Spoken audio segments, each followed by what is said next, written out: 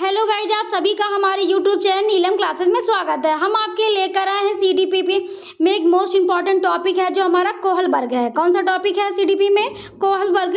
तो Kohlberg theory के बारे में आज हम डिस्कस करेंगे। यहाँ से आपके एग्जाम में क्वेश्चन बनते ही बनते हैं, ऐसा कोई पेपर नहीं है सीटेट का सीडीपी का जिसमें इसमें से क्वेश्चन ना आए हों। ये हमारा मोस्ट इंपॉर्टेंट टॉपिक है। तो चलिए शुरू करते हैं हम। लॉरेंस कोहलबर्ग का नैतिक विकास का सिद्धांत। लॉरेंस कोहलबर्ग ने कौन सा सिद्धांत दिया? नैतिक विकास का सिद्धांत दिया, यानी कि मॉरल डेवलपमेंट थ्योरी उन्होंने दी है। किसने दी है? लॉरेंस कोहलबर्ग ने दी है। लॉरेंस कोहलबर्ग अमेरिका के एक मनोवैज्ञानिक थे। कौन से थे? लॉरेंस कोहलबर्ग के क्या थे? अमेरिका के एक मनोवैज्ञानिक थे जिन्होंने नैतिकता का सिद्धांत या नैतिक विकास का सिद्धांत दिया। क्या दिया? जिन्होंने नैतिकता का सिद्धांत और नैतिक विकास का सिद्धांत दिया। ये हमारे कोहलबर्ग साहब जी हैं जिन्होंने मॉरल डेवलपमेंट थ्योरी दी है। तो अब हम चलिए आगे देखते हैं नैतिकता क्या होती है। तो नैतिकता क्या होती है? मोरलिटी क्या होती है? मोरलिटी यानी कि वह गुण जिसमें हमें सही और गलत की पहचान होती है। क्या कह रहा है? कि वह गुण है जिसमें हमें सही और गलत की पहचान होती है। बच्चा अपने सामाजिक परिवेश से ही नैतिकता और अनैतिकता को जानता है। कहने का तात्पर्य यह है कि नैतिकता जो होती है वो जन्मजात नहीं होती, बाय बर्थ नहीं होती। बच्चा अपने सामाजिक परिवेश से ही यह जानता है, उसको पता चलता है, सामाजिक परिवेश से उसको पता चलता है कि क्या सही है और क्या गलत है। सामाजिक परिवेश जैसे स्कूल, फैमिली, आसपास का वातावरण, यानी अपनी सोसाइटी से वह सीखता है कि क्या सही है और क्या गलत है। मतलब हमें चोरी करनी चाहिए कि नहीं करनी चाहिए, सही है कि गलत है, वो कहाँ से सीखता है? अपने समाज के द्वारा ही वो सीखता है। यहीं पे एक हिंज की कहानी दी कोहलबर्ग ने अपने सिद्धांत में। हिंज की कहानी एक बताई है, तो हम पहले हिंज की कहानी देखेंगे। तो ध्यान से सुनिएगा हिंज की कहानी क्या थी। हिंज नाम का एक व्यक्ति था। कौन था? हिंज नाम का एक व्यक्ति था जिसकी वाइफ बहुत बीमार थी। क्या थी? बहुत बीमार थी। तो वो अपनी वाइफ को कहाँ ले जाता है? डॉक्टर के पास ले जाता है। तो जब वो अपनी वाइफ को डॉक्टर के पास ले जाता है तो डॉक्टर बताता है कि आपकी वाइफ जो है, एक दवाई है वो सिर्फ एक ही जगह मिलती है, वहाँ से आपकी वाइफ ठीक हो सकती है। तो हिंज आता है और फिर वो जितने उसके पास पैसे होते हैं वह उस दवाई को लेने के लिए चल देता है। तो वह उस दुकान पे जब पहुंचता है, कहाँ पहुंचता है? दुकान पे। तो जब दुकान पे पहुंचता है तो उस व्यक्ति से कहता है कि हमें ये दवाई दे दीजिए। तो वो दवाई जो व्यक्ति वो देने लगता है, जो दुकानदार होता है वो उस दवाई को देने लगता है। तो जब हिंज पैसे देता है तो कहता है अरे ये इतने पैसे में ये दवाई नहीं हो पाएगी। तो हिंज जो है, तो वो क्योंकि जानते हो जो दुकानदार होता है वो बहुत मेहनत से और बहुत पैसे से उसने वो दवाई बनाई होती है, क्योंकि उसी की दुकान पे वो दवाई मिलती है, तो वो कैसे दे देगा भाई। तो हिंज फिर जो है बहुत उदास हो जाता है और सोचने लगता है कि मैं दवाई कैसे लूँगा। तो हिंज यहाँ पे नैतिक दुविधा में पड़ जाता है कि दवाई चुराऊँ कि ना चुराऊँ। फिर वो क्या करता है? डिसीजन ले लेता है और दवाई को चुरा लेता है, जिससे वो उसकी पत्नी की जान क्या होती है? बच जाती है। तो यही हमारी क्या थी? हिंज की कहानी थी। अब इस कहानी से हमें यहाँ पे दो कॉन्सेप्ट निकल कर आते हैं, उन पर बात करेंगे। तो पहला कॉन्सेप्ट क्या है हमारा? नैतिक दुविधा, यानी कि डिलेमा की बात हो रही है। डिलेमा में क्या है कि सही और गलत के बारे में डिसीजन ना लेने की स्थिति नैतिक दुविधा कहलाती है। क्या कहलाती है? कि सही और गलत के बारे में डिसीजन ना लेने की स्थिति क्या कहलाती है? नैतिक दुविधा। यानी कि वो हिंज सोच रहा था कि मैं चोरी करूं या ना करूं, ये क्या है? उसकी नैतिक दुविधा। एग्जाम्पल के लिए हिंज अगर चोरी करेगा तो पुलिस पकड़ लेगी और अगर नहीं करेगा तो उसकी बीवी मर जाएगी। तो वो पर सोच रहा था ना कि मैं चोरी करूं या ना करूं। तो हिंज के मन में क्या आई थी? नैतिक दुविधा आई थी। अब नैतिक तर्कणा क्या होती है, यानी कि मॉरल रीजनिंग क्या होती है? तो मॉरल रीजनिंग वह होती है सही और गलत के बारे में डिसीजन लेने में शामिल प्रक्रिया को नैतिक तर्कणा कहते हैं। क्या कहते हैं? कि सही और गलत के बारे में डिसीजन लेने की जो प्रक्रिया शामिल प्रक्रिया होती है उसे नैतिक तर्कणा कहते हैं। यहाँ पे नैतिक तर्कणा में होता क्या है कि हम सही और गलत का डिसीजन ले लेते हैं। जैसे हिंज ने क्या किया कि वो दवाई चुरा लिया, तो उसने क्या किया? डिसीजन ले लिया। जैसे सही और गलत में से किसी एक को चुनना, यानी कि हिंज ने चोरी को चुना। किसको चुना? चोरी को चुना। अब आगे देखते हैं क्या बताया है लॉरेंस कोहलबर्ग ने। लॉरेंस कोहलबर्ग के सिद्धांत की आलोचना क्या है। लॉरेंस कोहलबर्ग ने अपने सिद्धांत की आलोचना में क्या बताया है। इन्होंने बताया है कि इनके सिद्धांत की आलोचना कैरोल गिल्लिगन ने की। किसने की?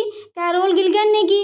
उन्होंने तर्क दिया कि कोहलबर्ग ने अपने एक्सपेरिमेंट में महिलाओं को कम प्राथमिकता दी है। किसको दी है?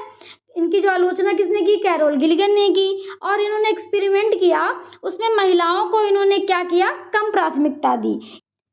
आगे क्या कहा इन्होंने अपने तर्क में बताया, मतलब तर्क दिया कि पुरुषों की नैतिकता का आधार न्याय है, यानी कि जस्टिस है, जबकि स्त्रियों की नैतिकता का आधार देखभाल है। क्या बताया इन्होंने अपने तर्क में कि पुरुषों की नैतिकता का आधार न्याय है, यानी कि जस्टिस है, जबकि स्त्रियों का आधार देखभाल यानी कि केयर है।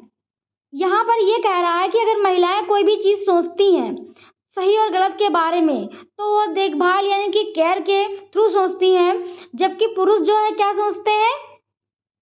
न्याय के थ्रू से सोचते हैं, यानी कि जस्टिस के थ्रू सोचते हैं।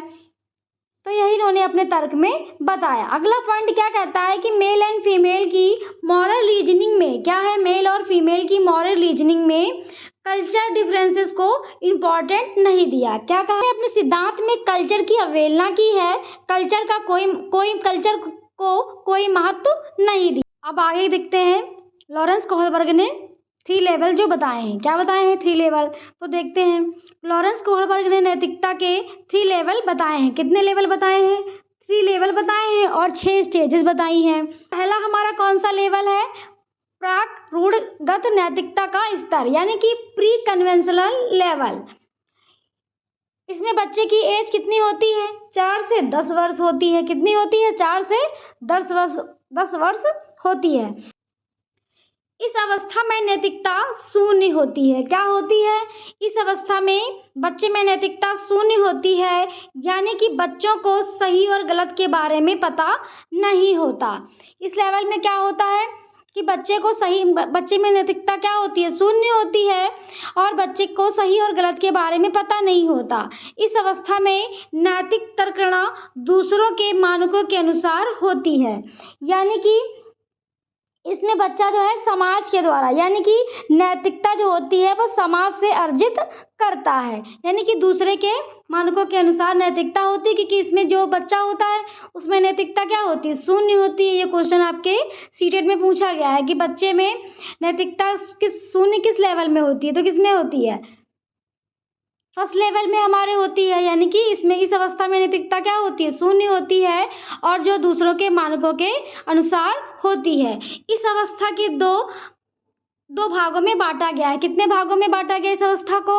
2 भागों में। अब इनके दोनों भाग देखते हैं। पहला क्या है हमारा? पहली स्टेज क्या है इसमें? इस लेवल की पहली स्टेज कौन सी है?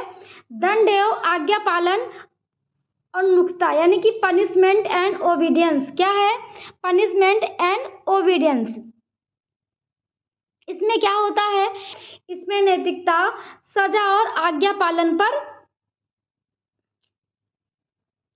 आधारित होती है। क्या होती है इसमें? इसमें नैतिकता क्या होती है? सजा और आज्ञा पर निर्भर होती है। होता क्या है, जैसे हमारे घर कोई मेहमान आया है, अगर किसी बच्चे ने नमस्ते की कर ली तो वो क्या है? वो आज्ञा का पालन कर रहा है। और अगर उसने नमस्ते नहीं किया और पैर वैर नहीं छुए जो आया मेहमान, फिर वो चला गया, फिर जब मेहमान चला जाता है तो खूब उसकी कुटाई होती है। अगर ये सब कर लेता तो उसकी तारीफ होती, और अगर नहीं किया तो क्या हुआ? कुटाई होती है। यानी कि यहाँ पर बच्चा इसीलिए नैतिकता दिखा रहा है क्योंकि या तो उसको सजा मिलेगी या वो आज्ञा का पालन करेगा।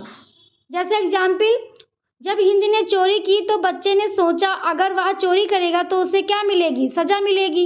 यही तो होगा, अगर चोरी करेगा तो सजा मिलेगी, और अगर नहीं करेगा तो क्या होगा? तारीफ होगी। अब अगला क्या है?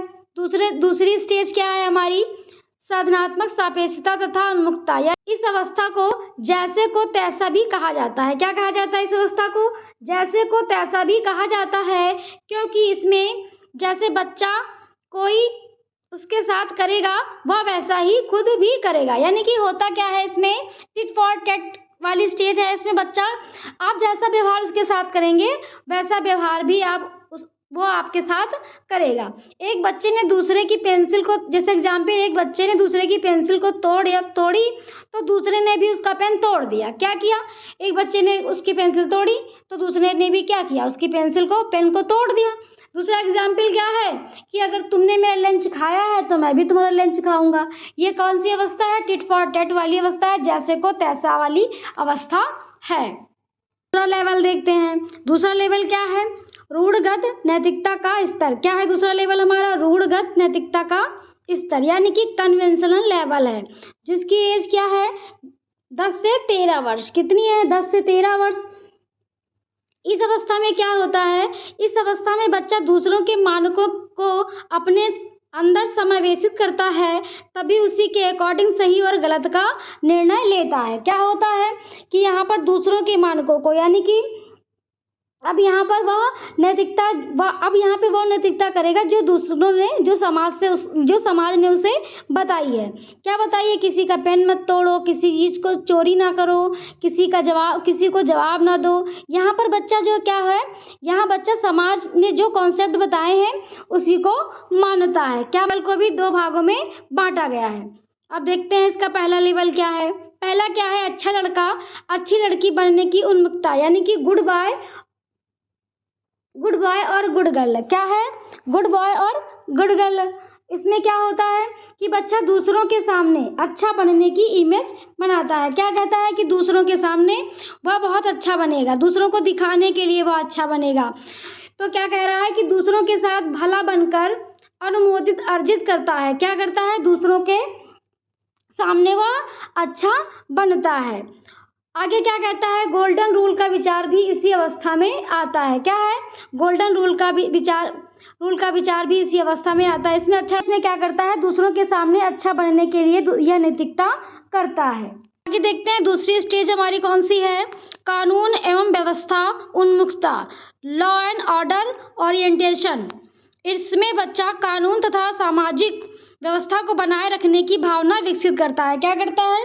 इसमें बच्चा क्या करता है? कानून तथा सामाजिक व्यवस्था को बनाए रखने की भावना को विकसित करता है, यानी कि सोसाइटी के नियम के अकॉर्डिंग वो चलता है। यहाँ पर परिवार में बताया गया है कि रेड लाइट के जलने पर रुक जाना चाहिए। क्या बताया गया है परिवार में? कि रेड लाइट के जलने पर रुक जाना चाहिए, वरना कानून का उल्लंघन होता है। यहाँ पे क्या बताया गया कि कानून के नियमों को मानना चाहिए। क्या करना चाहिए? कानून के नियमों को मानना चाहिए, यानी कि बच्चा जो डिसीजन लेता है यहाँ पर वो कानून के नियमों के आधार पर लेता है। अब अगला लेवल हमारा कौन सा है?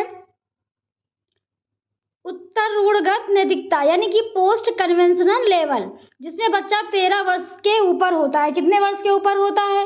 13 वर्ष के ऊपर होता है। इसमें डिसीजन खुद के लिए लिए जाते हैं, ना कि समाज के जरिए क्या सही है और क्या गलत। इसमें क्या होता है? पोस्ट कन्वेंशन में क्या होता है? बच्चा जो होता है खुद से डिसीजन लेता है, ना कि समाज के द्वारा क्या सही है और क्या गलत है। इसको भी 2 भागों में बांटा गया है। तो पहली अवस्था कौन सी है हमारी? सामाजिक अनुबंधन उन्मुखता या सोशल कॉन्ट्रैक्ट ओरिएंटेशन। इसमें मानते हैं कि नियम लोगों की भले के लिए हैं। अगर किसी नियम से किसी का नुकसान होता है तो ऐसे नियम को तोड़ देना चाहिए। क्या कह रहा है? नियम जो है वो भले के लिए होते हैं। अगर किसी नियम से किसी का नुकसान होता है, इसमें जो नियम होते हैं वो किसी के भले के लिए बनाए गए हैं। अगर किसी नियम से किसी को नुकसान होता है तो उस नियम को क्या करना चाहिए? तोड़ देना चाहिए। यानी कि यहाँ पे रेड लाइट से अगर किसी को नुकसान हो रहा है तो उस नियम को क्या कर देना चाहिए? तोड़ देना चाहिए। ये हमारा क्या कहलाएगा? सामाजिक अनुबंधन उन्मुखता, यानी कि किसी दूसरे के भले के लिए उस नियम को तोड़ देना। अगला क्या है? अगली स्टेज कौन सी हमारी लास्ट स्टेज है? सार्वजनिक नैतिकता। क्या है? सार्वजनिक नैतिकता सिद्धांत उन्मुखता, यूनिवर्सल एथिकल प्रिंसिपल ओरिएंटेशन। इसमें किशोर दूसरों के विचारों से नहीं बल्कि अपने खुद के मानकों के अनुसार व्यवहार करता है। क्या कह रहा है इसमें? कि इसमें किशोर जो होता है वो दूसरे के विचारों से नहीं बल्कि खुद के मानकों के साथ अनुसार व्यवहार करता है। इसमें किशोर दूसरों के फायदे के लिए अपनी जान पर भी खेल जाता है। क्या कह रहा है? कि इसमें यह होता है कि जो किशोर व्यक्ति होता है वो दूसरों के फायदे के लिए अपनी जान पर भी खेल जाता है। ये थी हमारे कोहलबर्ग की थ्योरी जो आपके एग्जाम में पूछी जाती है। यहाँ से क्वेश्चन आपके एग्जाम में ज़रूर बनते हैं। तो अगर आपको हमारा चैनल पसंद आया हो तो लाइक सब्सक्राइब करना मत भूलिएगा। Thank you.